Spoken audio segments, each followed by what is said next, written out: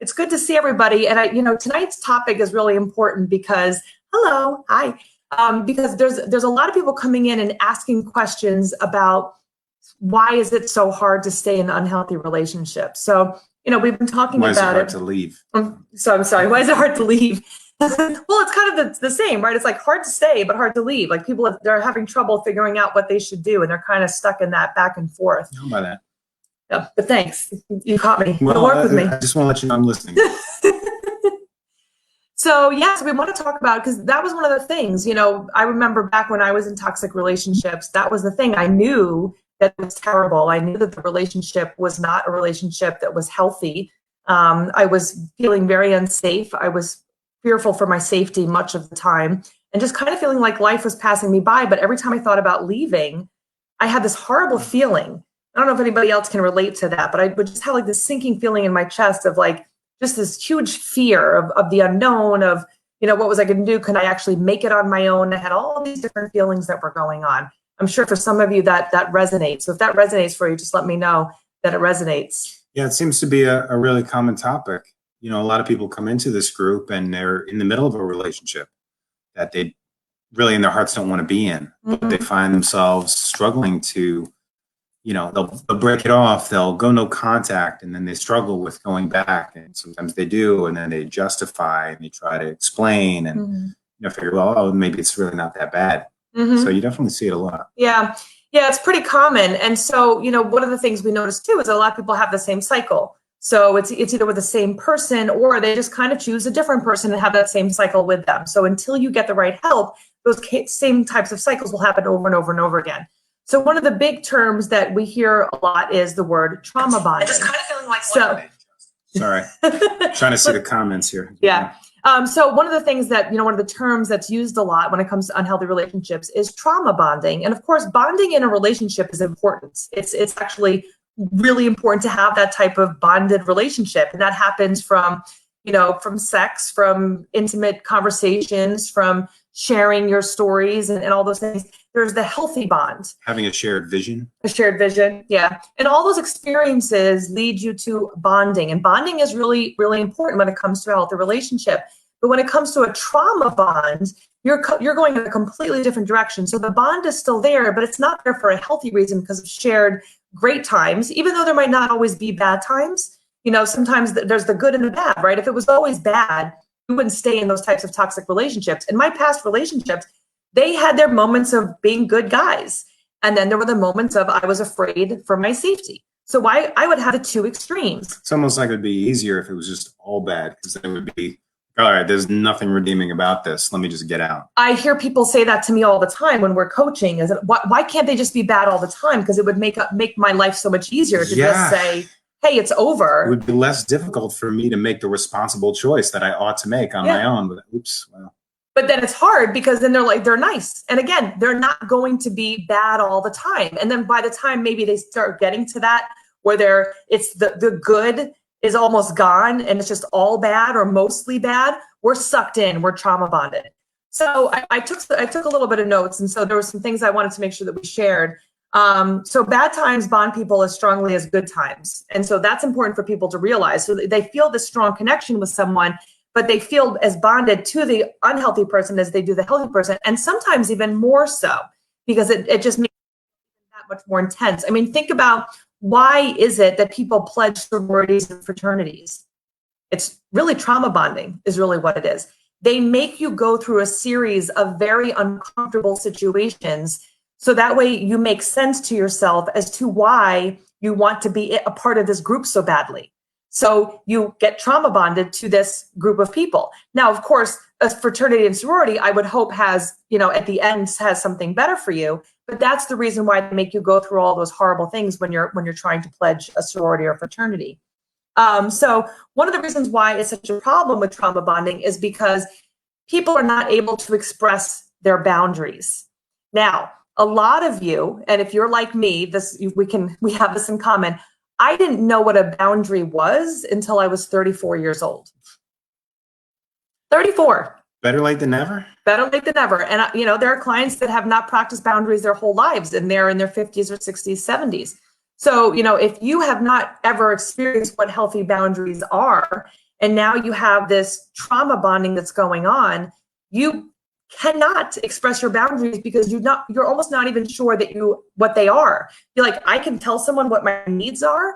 We're so focused on being worried about the other person that we don't realize that we can actually be our own person. We don't have to be concerned about them all the time. And a lot of times in these relationships, you're constantly on your heels, so you don't even have the presence of mind to think in healthy terms and what would actually be good. It's like that fight or flight mode. Mm-hmm. You're there, you're constantly on your heels, you're in defense mode, and it's difficult to get clear on what healthy choices would be in a relationship. Never mind actually acting on them. Mm-hmm. And I see someone said 37. They raised their hand. Like, yeah. I mean, that's not that uncommon. Is that people that have been? That's Ashley. I guess. Oh, it's Ashley.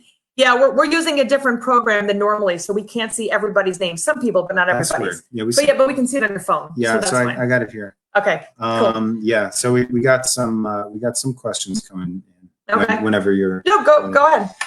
Yeah. So Rachel mentions, and thank you, Rachel, for being here with us.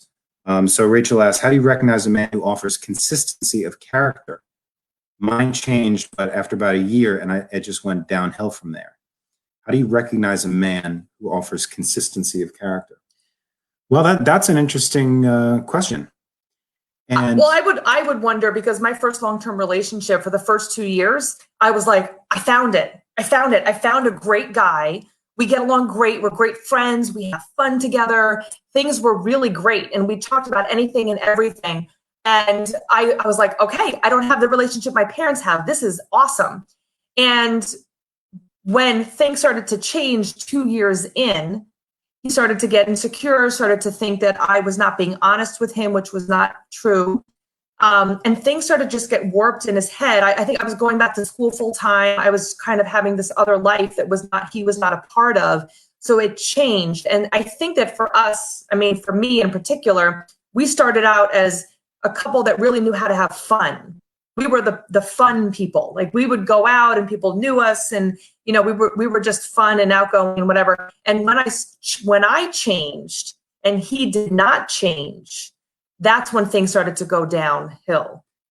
Yeah, well, I think in terms of consistency of character, Rachel, I would ask the question: when do you think the quality of a person's character is revealed? Is their character revealed when things are going well? So my answer would be, the quality of a person's character is defined and displayed in those times where things are not easy. So one of the challenges there is, certainly in the beginning of a relationship, you can be in that sort of honeymoon phase, everything's going great, Mm-hmm. and you're only focused on the positive, and you're feeling that presence of mind, right? You're not focused on worrying the past or worrying about the future. You're just really present, and you're feeling all those Mm-hmm. those happiness, those love hormones, the oxytocin and all those things, bonding chemicals, right? Mm-hmm. So, for me, character is defined when times are hard. Now, it's a challenge again because things can be going well for so long, and it might be a while until a major bump hits, and you might have those occasional ups and downs. Even towards the beginning of the relationship, you can kind of write them off. Like, well, okay, just stress, hard day, whatever the case may be. Mm-hmm. And certainly, we're all good at rationalizing and justifying our behavior, right, on both sides. But it's when things get really rough, and one of those rough times can be when your boundaries are overstepped or not respected or challenged. So, it may not be, Rachel, until you have that first rough patch where you realize. Now, one of the principles is, the idea that when someone shows you their true colors, believe them. Yeah. And look, I'll be the first one to say, and I know that's contrary to a lot of people's feelings and opinions, but I believe that people can change. A lot of times we like to sort of categorize these, whether we call them narcissists or toxic people or codependents or whatever, as sort of, oh, well, they'll never change. Now, I think it's true that we can never change other people, Mm-hmm. except, as I like to say, perhaps by leading by good example, right? And that's still not us changing them. Exactly right. Mm-hmm. But no, you can't change other people. So, at the end of the day, it's a question of how much of the work have you done on yourself so that when someone does show their true colors, you can lay it on the line and say, look, I'm not going to tolerate this, right? The best apology is changed behavior, okay? It's not to say that you necessarily want or need that person to change. Maybe you prefer that, but you got to understand that you're worth more. And not only do you deserve better, but it's your responsibility to, again, clearly, provided you've done the work on yourself, you know how you feel, you know what you deserve, you're firm in that, you set healthy boundaries. And if the person does not acknowledge and say acquiesce, but agree to those boundaries, you need to put a stop to it. You need to get the leverage on yourself. And again, if the sex is great, if they're really funny, if they're outgoing, there have been plenty of times where they make you feel really good. Well, yeah, it may be a tougher decision, but no relationship is worth getting into a downward spiral of being mistreated and disrespected. And again, long story short, short story long, right? When it comes to consistency of character, that's something that is defined and redefined on sometimes a moment by moment basis. So the first time a challenge comes up, pay attention. And if you're not seeing the response that you want, if your boundaries aren't being respected, you need to really consider whether it's worth continuing. So now, and I want to make sure. And let me know if that was helpful at all. That was. And I want to make sure people realize that, when it comes to physical violence, we don't accept that ever. If the person changes, that's not your problem. You need to be away because you've already seen the type of behavior that you don't want to be around. You're condoning it if you stay. Yep. No matter what you say, no matter how much you're blue in the face. And yes, I agree with David. People can change, but I want you to realize how hard is it to work on your own change? They'd have to work that hard and for who knows how long. Because I think that that's important to realize too. I mean, a relationship that I had before David, there was one or two guys that were really great. And I thought, well, in about 2 years, they would be the right fit for me. But I'm not willing to sit around and wait for those 2 years. I was healthy and I was a complete person then. I was not going to sit around and waste any more of my own time waiting for them to become the person that I could see them becoming. That's not what you want to wait for. All right. So like David said, allow the person to show you who they are and then believe them. Now, you said something that kind of goes along as to what trauma bonding is. So trauma bonding is the misuse of fear, excitement, sexual feelings, and sexual physiology to entangle the other person. So the person who's using trauma bonding to keep you in, they might not even realize that they're doing it. It might not even be insidious of them. In fact, some of them, in fact, probably a lot of them, this is their upbringing that screwed them up. It may be something physiologically that's not working correctly in their brain. Who knows what it is? But I want to keep reminding you is that for me, I always wanted to be the expert in trying to figure out what was wrong with the other person because I have a background in psychology. I'm a certified crisis counselor. Like if I can just fix it, if I can figure out what's wrong with them, I can help them. But it's not your job to help them. Yeah, not unless they're a paying client. Yeah. Exactly. No. Yeah, that's not something that you're going to want to, there's the relationship should be two healthy people working together. And when you have that kind of trauma bond, it becomes really hard to differentiate anything right from wrong because your brain is screwed up. And it's screwed up because the person, like we said earlier, they can go from really nice to really bad quickly. So you might have had great sex and then an hour later, they're yelling and screaming at you. So females, after sex has happened, they have an orgasm or they feel really connected to their partner. And now all of a sudden the person an hour later, or who knows, could be right afterwards, is screaming and yelling at you and making you feel terrible. And it's like, oh, that's confusing. I don't really understand what's going on, but you just felt really good. So now all of a sudden it's really bad. And your brain is kind of like, it wants to understand something that's not really understandable. So people will start to compartmentalize and be like, well, I'm just going to put, this was bad behavior, but he was mad because, or she was mad because X, Y, Z. I'm going to put it there and make a reason for it, make an excuse for it, because I had this other feeling of really good feeling. So your brain is having trouble really being able to figure out what's going on because it's crazy making behavior. Trying to figure out what someone is doing that is making no sense and trying to make it make sense is kind of going to waste your time. Does that make sense? Yeah. It sounds a little bit. Yeah, no, absolutely. So I don't know if you want to continue on that. We actually have a question here. Okay. Can you read that? Sure. So this is from Ashley. Hey, Ashley. So Ashley asked, how do you know the difference between love and lust when you start a new relationship? You want to start with that one? Go for it. Okay. So Well, let's examine your definitions of each, right? Lust is that attraction that's rooted in sexual attraction and passion. Mhm. To me, love had to be redefined because for a long time I thought I knew what that was. And it turns out that what I used to think was love was just an attachment to the things that felt so good in the past. Mm. Really quite contrary to the definition that I have now. So for me now, actually, love is not just about the intimacy between a man and a woman. In fact, love expresses itself in many ways. And I think the best answer, I'll try to give you the short version because, I love to go on.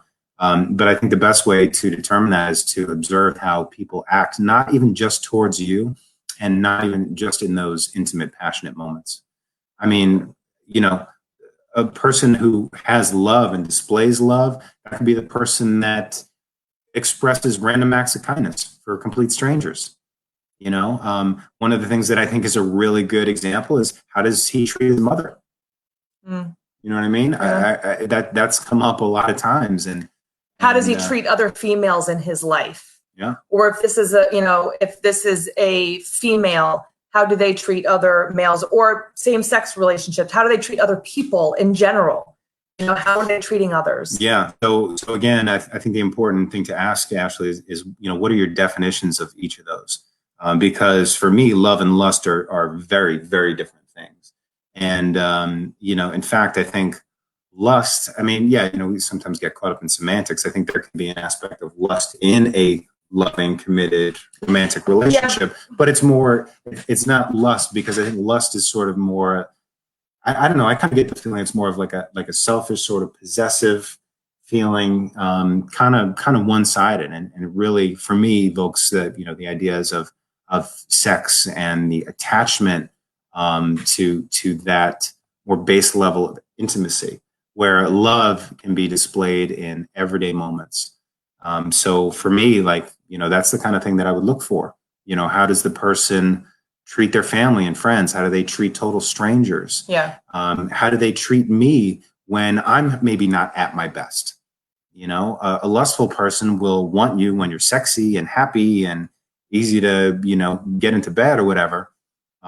But someone who loves you is going to be someone who's perhaps willing to wait for sex until you're ready. That kind of so I think that, Ashley's one of our clients. And so I think that and Ashley, so you know me pretty well. I think that in the beginning of, especially when I was younger, I think it was more lust than it was actual love. You start a relationship and pretty quickly get into a physical relationship. And you're like, damn, that feels good. That feels awesome. And you misunderstand the orgasm, the good feeling with being in love with the person. You just want to be around each other and have sex all the time. And it's just this very animalistic back and forth. That is the lust. The love is when David and I first started dating, and, I was kind of keeping at arm's length. And instead of him trying to force a relationship that I was not ready for, he was very understanding of that, but was willing to take it slow, not tell me what to do, be very open and honest with me, just as I was with him. And we got to know each other as best friends. So we got to talk to each other, and I got to tell him things that I had not told anyone else other than my other best friends. So that relationship really blossomed because we had such deep conversations.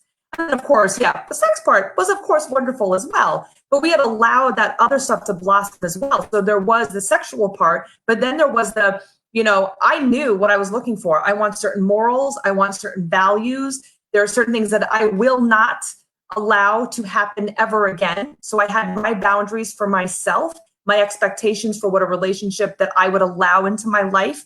So all of those things I was really comfortable with and really knew them well.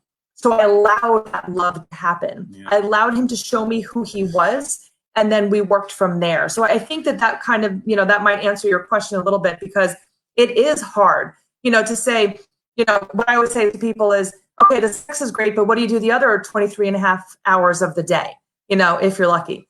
But that'll be a topic for another. That could be another conversation. But what do you do the rest of the time? I remember my exes where it would be all right, I don't want to break it off with them. And then, I'd have a moment of weakness and be like, well, I'm kind of horny. I want to have sex. And then they'd be like, oh, I'm committed for another 2 weeks, and it would just would redraw me in. So it was really much more the sex. And of course, going back to the trauma bonding, that's what it was. It rebonded me for a period of time. So, the sex should not be a negative bond. It should not be like the best part of your relationship is the sex. And now, for those of you who grew up in an unsafe home, you were set up for trauma bonding. When you had a family as like I did, where my parents were fighting all the time, my mom, there was a time where my mom actually went after my father with a knife, and I had to leave Christmas early because I was with my boyfriend, and my dad called me up and said, your mom just took a knife out at me. You need to come home. And I was like, okay. Yeah. And so like those kinds of things where there was just arguing and you would never know what was going to happen. And so there was just a lot of turmoil and anxiety growing up at home. And, and for a lot of people, I know if, let me know if this resonates for you, but you grew up in an unsafe environment. You grew up in an unsafe home. So that set you up perfectly to become trauma bonded to someone else. And this is really interesting. The reason why is because you had become almost numb to feelings. And now all of a sudden you have this excitement. Ooh, I wonder what's going to happen next. And it could be just subconscious. I wonder how they're going to react. I wonder what's going to happen. The bad boys, the excitement of the relationship and the fighting for it and the drama and all those kinds of things. Now you have feelings. So instead of being numb your whole life, because I remember years of high school. I remember seeing movies and painful things happening and not crying. I remember my friend and I, we would talk to each other and say, I haven't cried in years. Have you? And she'd be like, yeah, no, me neither. And she was dealing with some really horrible things at home too. And I just remember thinking, okay, I guess I just don't cry anymore. And I had just stopped feeling those intense emotions. And it wasn't until I really, really broke down that I really allowed myself to feel all those feelings. Like when I was in the toxic relationships, I definitely had some tears, but it was when I allowed everything to kind of wash all over me that I was a mess. Because I had numbed myself for a long time. Yeah, Christine mentions that she says it's also something I found that once you move forward to a healthy person, it can feel very uncomfortable at first, like too perfect or waiting for the other shoe to drop. Yep. Or, and I think this is a key piece, or can seem boring, sad to say. Yep. And again, if you've been conditioned to believe that the out of balance relationship is sort of normal, you kind of get into that mode where those sort of things can provide that juice, Mm-hmm. the uncertainty, the makeup sex, the fighting, it makes you feel your heart rate gets all, it's associated with like, oh, I can win this argument, you know? And so you're more focused on winning the argument than asking yourself the question, is it worth arguing over? Mm-hmm. So Rachel asks, how do you know when your heart is healed so you can date again? My quick answer would be is when you don't feel like you need to be with anybody, like completely happy being on your own, 100%. And again, depending on what your personal preferences are, your boundaries, your level of healing, sometimes a more superficial relationship can scratch that itch for the time being. But, again, if you're talking about dating as in pursuing a long-term relationship, my experience, you have to be totally okay being alone and willing to give yourself the time to really kind of prove that to yourself. And anything else that you would add to that? No, I think you said it. That was for Rachel. All right. So another thing, and this really just goes along with all the things that we're talking about. When you're talking about trauma bonding, it hijacks the survivor instinct. Your fight or flight, your ability to run when things get bad. When you are trauma bonded to someone, the withdrawal is so intense that it actually tricks the brain into believing that leaving is bad. And that's why it's so scary. It's because your brain, out of fear and out of that trauma bond, is like, oh my gosh, if I leave, what's out there? I've got this and I know what this is, but out there is really scary. So that trauma bond is just reinforced because your brain is not working correctly. It's actually so intense. So the survivor instinct is not working correctly. And how do we change that? Well, that's what we do with our clients, is that we actually help them change that, because it is going to be uncomfortable when you break the bonds. Like, it is. If you do the right work, it is going to be uncomfortable. We make it the least amount of uncomfortable as possible, and you have support when you work with us, but that trauma bond is real. And that's one of the things that therapists and coaches and that's what we do, is that it's good to be able to have that person to say, because your brain will go to what it knows, which is the trauma. And the only way to break that bond is to feel the discomfort of the change. And doing it by yourself is nearly impossible. Yeah, well, that's a big topic of discussion when we talk about high-speed mindset change, because these tendencies, these habits, whether they're the ones that keep you in an unhealthy relationship or any other cycle of life that is not what you ultimately desire, can be actually pretty quickly and easily broken, dismantled, and reconfigured with the processes that we use. And I know a lot of you watching right now who are current and former members of our inner circle have had direct experience with that. So give us some likes and loves, you inner circle girls, if you know what I'm talking about, right? The high speed mindset change process that breaks the cycle that you may have been dealing with for years or decades in literally 2 to 5 minutes. And this isn't just wishful thinking. You'll actually feel differently. And again, it's good news for everybody out there who feels like change is difficult or impossible or it takes too long, because countless members that have worked with us personally can attest the contrary. It's actually very quick and easy when you have the right tools and support. Lubna said that when she would try to leave, she literally felt like she was going to die. And that is exactly, your survivor instinct is not functioning properly. It's giving you the wrong information. You know, it's, instead of it's telling you to run, it's telling you to stay, because you're frozen in fear. Another reason why people stay and why why trauma bonds are so difficult is because you start to feel so isolated from other people that you can't relate. True. You literally cannot relate to other people. So, you know, I just remember I would feel sometimes like I was out in public or with a group of people, and I would just kind of hear, you know, like Charlie Brown and the adults go, yeah, that's how I would feel sometimes. Like, I would be out hanging out with friends and I would just hear noises. And it was because I literally could not relate. I couldn't even express, because all I was thinking about was what was going on. I was concerned about the telephone call that I might be missing, the text message that I was going to probably miss if I wasn't paying attention, that I was going to get yelled and screamed at or cursed at by the phone because I had not responded right away if I was out without him. And so that's where I was focused on. So I couldn't relate to anybody else. I couldn't have normal conversations with people. And I was turning more to drinking, because it was like, well, then I'm just drunk, so I don't have to worry about, you know, what's going on. I'm just going to numb everything. And so that's what happens a lot of times, is people will turn to substances to numb that pain. So a lot of times people that have substance abuse issues, the original issue was that initial trauma, that codependent types of behaviors, and turn into that addiction or substance abuse issue as well. Yeah, and I think for most people, they'll eventually come to realize that you need support. And I'm not talking about support from people who are necessarily in the same situation, and specifically people who are in the same situation, they're not trying to actually heal and improve themselves. You know, that's why we see so much success in our groups. You know, the community, the safety, the sharing, the accountability, the guidance, and again, the tools to make real change. So that's important to have.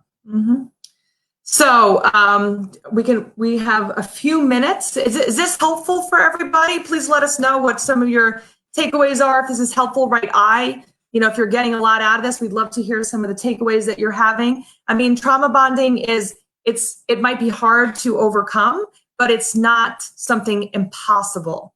So I know that it's something that people come in and they say, I'm trauma bonded, I can't change. You can. You just have to have the right support to break that bond, because it is so uncomfortable to break it. Yeah, and Randy, hello, Randy. I know this is probably your first, well, maybe not your first in the larger group. Yeah. But she says, yes, that's why I did drugs with him. again, we know that can be a force that kind of keeps you trapped. Mhm. And when you're in these situations, and it may be addiction to drugs and alcohol, it might be addiction to sex, it could be addiction to, the highs and lows of fighting and making up. Mhm. But when you've got this dynamic going on, it generally keeps you so much in that stress mode that you don't have the means to even see a way out, never mind start to walk it. Mhm. So that's why it's so important to have the right people on your team. And we're definitely grateful, Randy, that you're here with us, and a lot of good stuff ahead. So stay tuned for sure. Yeah, and remember Maslow's hierarchy of needs. You need to have your basic needs met, like the safety, food, shelter, clothing, and that safety, that feeling of safety. When those things are met, then you can move on to the next place. But a lot of people are stuck in this feeling of unsafe. So no wonder why we're having trouble leaving, because we're just in survival mode. We're not even, our basic needs are not even being met. So what normally you'd be like, well, obviously, you know what the right thing to do is. This person's treating you badly, you leave. But when you're in it, because you're not thinking clearly, you're not having your basic needs met, you're confused. There's a lot of very, very smart people who have done really great things in their lives who are in these severely traumatic types of trauma bonded relationships. So it's not because you're not smart enough and you just need to figure it out. It's because your brain chemistry is all thrown off and your basic needs aren't met. So you cannot think clearly on your own. Yeah, it's really about breaking the cycle, and you've got to find a way to get leverage. Now, the thing is that most people wait until a tragedy before they finally get help. Mm-hmm. It's troublesome, and some people hit bottom and they don't get back up. I mean, it's sad, but it's true. Some of you might be able to relate to that. Whether it's something really serious, I mean, even in some cases, physical danger or death can result. Mm-hmm. So the wise people that I've heard from have suggested, well, why wait until things get that bad before you start to make a change? And really, change is just a matter of getting leverage on yourself, right? We identify some pleasure, and it doesn't seem logical to our conscious mind, but on some level, we identify pleasure with these negative behaviors, with this back and forth, the trauma bonding, the addiction to that rush that we get when things get heated, So there are other ways to get leverage and break that cycle. Being part of this group, I think, is a big part of that. You're in a community of people who are dealing with a lot of the same things, and many of you here, most I would dare to say, have the mind to say, look, I don't know necessarily how to get better, how to change things, but I know that they must change, and that's evident by you even just looking up this group and asking to join and being accepted. So good on you. That's definitely a good start. Yeah, there's a lot of comments. We might not get to everybody. We will get back afterwards if we don't get to you. And of course, as always, if you're watching this as a replay, just tag David or myself and we can answer whatever questions that you might have missed during the live. There's a lot of really good questions here. So thank you for. And again, please start, share your takeaways. What did you learn while you were watching this? And let us know if this resonated for you. So, one of the things so Christy said, it sounds like you were trauma bonded to a parent. So, one of the things that I would very strongly suggest is when it is a parent, sometimes the breaking of the bond is going no contact for a period of time. And it's going to feel like withdrawal. They're going to push your buttons and they're going to try to bring you back. And that is part of their power and control. And because they're used to it as well. So the pulling yourself away from them might not be forever. Sometimes you just need to change that power structure. Even sometimes it's just a few months. Sometimes it's a year or two. For some people, it's forever. It's different for everybody. So I'm not going to tell you what that amount of time is. But the biggest thing is that once you go gray rock, and I don't care if this is a parent, I don't care if this is a significant other, you need to work on yourself. You need to become empowered. You need to work on your self-esteem, your confidence, your self-worth, work on all of those things so that when you get to a place where if you decide to allow that relationship back, you're going to be really ready to enforce your boundaries. You're not going to feel comfortable when someone starts trying to push those buttons with you. You're going to feel like this icky feeling inside of you because you're now coming from a healed place where you're not going to allow that behavior to continue. Where when you're coming from a place of survivor instinct, you're going to allow it to continue because you're so worried about the other person. Gray rock just means no contact, no emails, no text messages, no phone calls. Gray rock, just like imagine how does a rock react when you yell at it? It sits there, it does nothing. And you go even a step further when you go gray rock as a human being, it's like you just disappeared. Don't respond to anything. If they somehow get in touch with you, there's no response whatsoever. Yeah, and those type of relationships with parents are especially difficult, and they can really ingrain those patterns. I mean, that's how it happens from a very young age. And it shows. These dysfunctions in these relationships with our parents can continue on for years. And I heard I think it was a comedian once who said, you know why your parents are so good at pushing your buttons? Because they installed them. That's true. So again, it can be tough to get leverage, but like Steph said, you gotta find some way to break the cycle. And sometimes that is a matter of understanding what you're worth, what boundaries are healthy that you can implement and maintain. And then the longer you go without entering these cycles of negativity and so forth, the more resistant you'll be to them. Again, we have the means to give you that advantage literally in 2 to 5 minutes instead of having to go to a therapist for years or meditate or do affirmations or anything like that. And if anyone on this call is curious at all, well, Amy and Marsha, feel free to reach out if you're interested in working with us in the inner circle. Please just comment me and we will contact you. You can also send me or David a private message and we will contact you. We'll respond to you. We'll set up a time to chat. Give you some more details about it. Yeah, definitely. We can definitely do that and bring you in because, for me, I was very smart. I had degrees. I was a certified crisis counselor. I had all the abilities, the training to figure it out. But when it's happening to you, you can't see the label from inside the bottle. You cannot make the right decisions with the same thinking that got you there. And that kind of the withdrawal feelings that you have to feel in order to get past that addiction of that unhealthy relationship, that trauma bond has to be with someone else. Because I have not seen it for myself. I thought I could figure it out. And with my first long-term relationship that was unhealthy, I thought I could figure it out. I got married to my next long-term relationship that was the worst relationship I could ever imagine it to be. It was the worst of all of the relationships I had ever had in my life. And I've seen over and over again with people that if they don't get the help they need, then the next relationship is even worse than the last.